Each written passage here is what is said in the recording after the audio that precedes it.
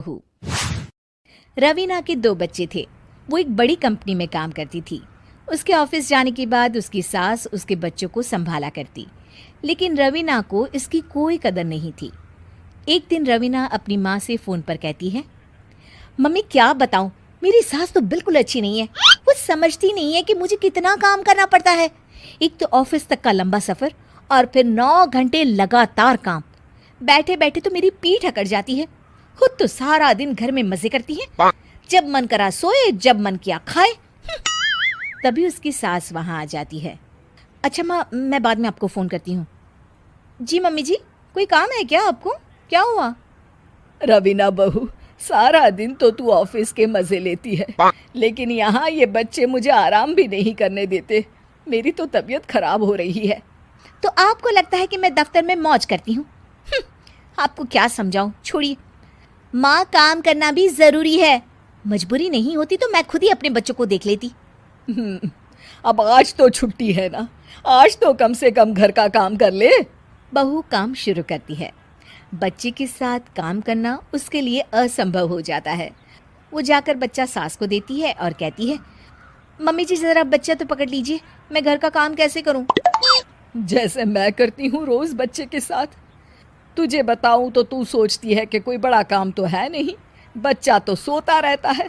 अब देख लिया। खैर, बस मैं यही तुझे समझाना चाहती थी। ला, बच्चा मुझे दे और काम कर। बहू मुंह बनाकर वहां से चली जाती है। वो मन में सोचती है, बात तो सही है, बच्चे के साथ घर का काम करना असंभव है। वो किसी तरह काम करती है और अगले दिन ऑफिस के लिए निकल जाती है। ऑफिस में उसकी सहेली उससे कहती है, यार तू तो बड़ी लकी है, तुझे तेरी सास खाना बना कर देती है, बच्चे भी देखती है और तुझे किसी बात की चिंता भी नहीं होने देती। अरे क्या लकी, बदले में मैं उन्हें पूरी कमाई जो दे देती हूँ और अपने बच्चे से दूर रहती हूँ वो अलग। हर किसी को ना दूसरे की प्लेट में ज्यादा घी दिखता है। जा अपना काम कर। अरे फिर भी ये तो है, यहाँ हमारे बच्चे को मैं क्रैश में छोड़ती हूँ, हर पल डर लगा रहता है कि क्या कर रहा होगा। खैर चल, मुझे क्या। बहू घर आती है तो देखती है कि उसकी सास उसके बच्चे को बड़े ही प्यार से खिला रही होती है। वो माँ को देखकर खुश हो जाता है। बहू मन में सोचती है कि बात तो सही है, सासू माँ सारा दिन काम करती है, मैं ऑफिस से आकर भी काम नहीं करती हूँ। वो सास के पास जाती है और कहती है, माँ जी थक गई आप? और क्या, सारा दिन चक्कर घीनी की तरह पूरे घर में घूमती रहती हूँ और अब उम्र भी नहीं रही। लेकिन चल, तू बता क्या हुआ, कुछ काम है क्या? बहू कुछ नहीं कहती, मुस्कुराकर वहाँ से चली जाती है। लेकिन अगले दिन सुबह सुबह बहू सास से पहले उठकर उन्हें चाय देती है।